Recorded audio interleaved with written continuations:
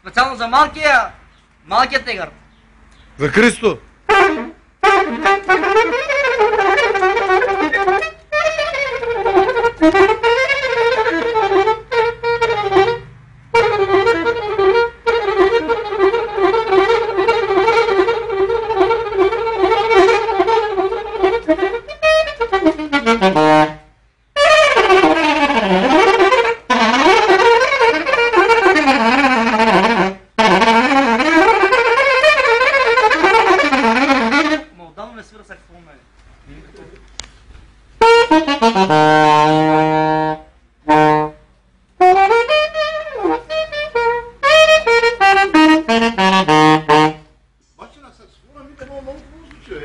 Ами и кларнета също работа. Да, сигурно. Да, бе, кларнета също.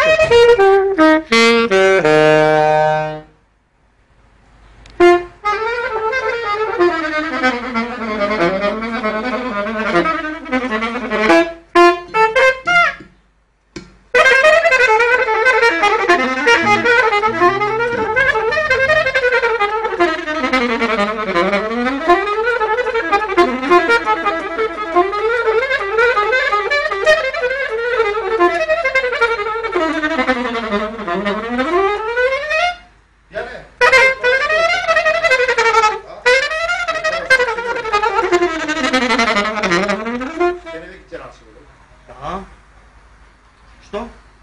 За хотел. Макам прей за лапите.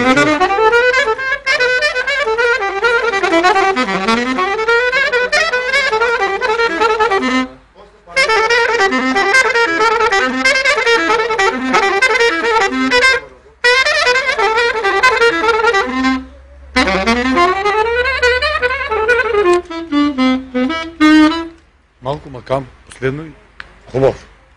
С кларнета да прави. Хайде с кларнета. Но той, саксофонист ли? Да бе. Да го пращаш цялото при мене. Майтап няма, аз се сетих. Взима да го праща и един месец да стои при мене. Майтап няма, ще го пратя, ще видиш. Диго голяма работа, едно парче хляб, що? Как? Едно парче хляб имаме за малко. Комата има проблем, той с комата. Това вече от устата, разбира. Ма той не чуе. Няма при нас как да чуи такава музика, разбираш. Няма такива казали при тях. Трябва да го пратиш при нас. Малко да му свириш ти, защото той ще хареса тебе, разбираш. И ще запомни. Ще го покажа малко. Това е леста на